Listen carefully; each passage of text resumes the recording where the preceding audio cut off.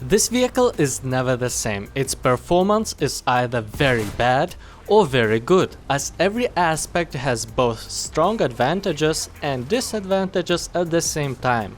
I will try to show two sides of all features it has.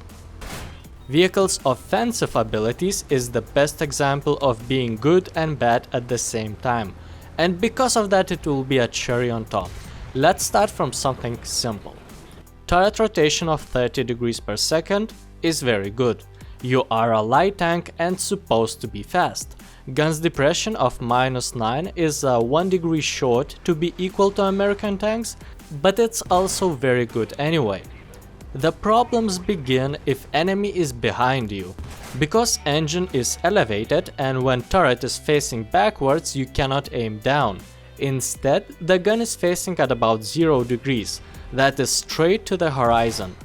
Yes, for the majority of tanks that wouldn't be an issue at all, because usually enemies are in front of you.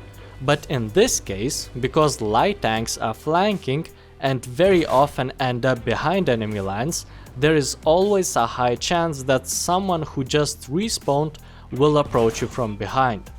Another thing that makes this issue even bigger is that if track tanks can turn their hull around to move their engine out of the way, this vehicle has wheels. That means if you want to turn around, you must move out of your cover. And as a light vehicle, you not only want to stay in a cover, but you would like to minimize all the movement as it can help your opponents to notice you. Now, what happens when you leave cover? You will realize that tinfoil is good as material to make hats, but it doesn't offer good protection against kinetic projectiles. A hull is made of 8mm steel plates that will stop small machine gun bullets. But if we consider the fact that in tanks game at battle rating 6.7 we might encounter more serious weapons than small caliber MGs, we could realize that the best way to survive is not being hit in the first place. Okay, not everything is so bad, there are more protected areas. 15mm. Yes, Brownings can penetrate that as well. But to be fair, I have to mention angles. Despite the thin armor, you are likely to survive for a while at least, because almost all armor plates, especially in front, are angled, so catching few random bullets usually doesn't lead to any damages. But it's different when enemies are intentionally trying to damage, because there are less armored areas and sooner or later, under continuous fire, these bullets will find their way inside. So you never know if that machine gun will kill you, or you can wait few seconds under fire until your reload completes. Now some of you might say, no armor is the best armor. In some situations that would be true. Armor will not activate APHE shells fuse, and that will mostly help when you are hit at the back of your vehicle. Because even if your engine is elevated, it actually doesn't take a lot of space inside the vehicle, and there are some space for shells to go through without doing any damage. But because you have a very small amount of people inside, it's basically a driver and 2 crew members in turret, any hit that hits inside crew compartment have a high chance of destroying the vehicle. Especially dangerous are frontal hits, because then shell goes along the whole tank and will kill crew members that are behind each other. And of course, artillery fire and enemy fighters pose more threat to this vehicle. How about the speed? The wheeled light tank has tinfoil armor, plus if the engine is elevated, it must be really special. In practice, you can reach around 70 km per hour on a good road, and about 45 off-road. Though problems with wheeled vehicles begin when they get on a map with snow or sand, because then all its speed advantage is lost and you are basically a tinfoil car that has the speed similar to everyone else. Sure, you can stick to the roads to reach bigger speeds, but it doesn't necessarily make you faster, as roads rarely lead where you want to go. Though even when your speed drops to everyone else's level, you still get to keep some tricks, that is spotting, smoke shells and smoke grenades, and artillery. Now the most controversial part about the offensive capabilities. And types of shells available have huge influence here. There are HESH and heat shells. Both are based on using the explosives, and as usual for them, every fence or bush can stop them, but at the same time it can hull break light vehicles, such as you are. Because gun's caliber is quite small, 90mm, HESH shell is very unreliable. It offers slightly about 100mm of penetration. It makes wonders if penetrates armor, but doesn't have enough explosives to be certain that it will penetrate armor in the first place. On the other hand, heat shell has 300mm of penetration. That means that any opponents you will face will be penetrated, but post-penetration damage is extremely small. Most of the time you will need multiple shots to kill someone with it. Though of course sometimes you can get lucky to detonate ammo rack. So HESH and heat shells are opposite to each other because one of them offers penetration while another one post-penetration effects.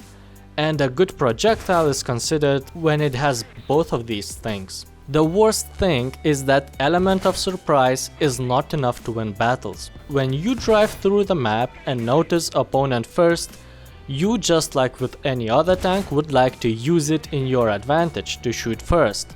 But because of very unreliable shells, there is no guarantee to inflict a significant damage, and very often you will get into a situation when opponent gets no critical damages after your shot, and he can still shoot you back.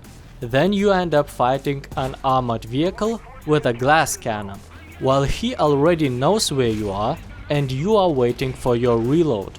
And you cannot compensate shells' unreliability with their quantity, as the reload time is 7.5 seconds, and despite it's quite short, that's enough time for your opponent to react. Even if you damage the gun barrel or gunner, it doesn't make engagement much safer for you if opponents still can use their high caliber machine guns. It gets a little bit better when you are behind cover, so you can hide during your reloads. But because of vehicles wobbling, it can be risky to peek over the corner when you are being approached by tanks with stabilizers. And hiding inside cover for too long after enemies are aware of your position can lead to artillery strike being dropped on your location. It could be a smart idea to run away just after you made a shot, but it all depends on surface you are fighting, because as mentioned before, you might end up having no significant speed advantage over vehicles with tracks. And remember, these situations happen when you had the element of surprise. When enemies have a chance to shoot you first, usually their damage is more reliable considering how fragile you are, so probably you won't even have a chance to shoot back. In arcade, you will finally get to use your speed no matter the surface, so you can use it at the beginning of a match to be the first who takes middle capture point, especially on maps where capture point is in open field, so capturing it becomes harder when slower tanks get to their positions. Unfortunately for light tanks, because everyone will know your position, light tanks have a very hard time surviving, so you'll have to play very carefully. Though what's the point to take this vehicle and play carefully if you can do that with any other tank, as you don't need to be in a super fragile tank to be careful.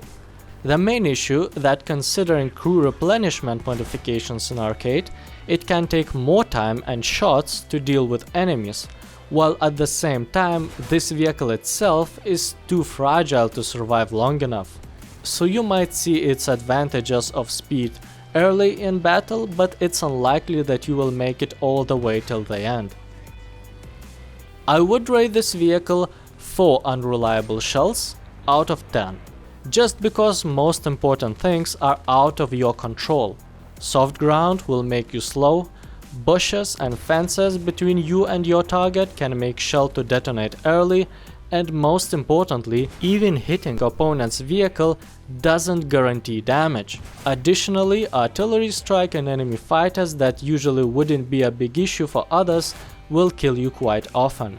And despite good matches sometimes happen, it's more about being lucky than using vehicle's advantages.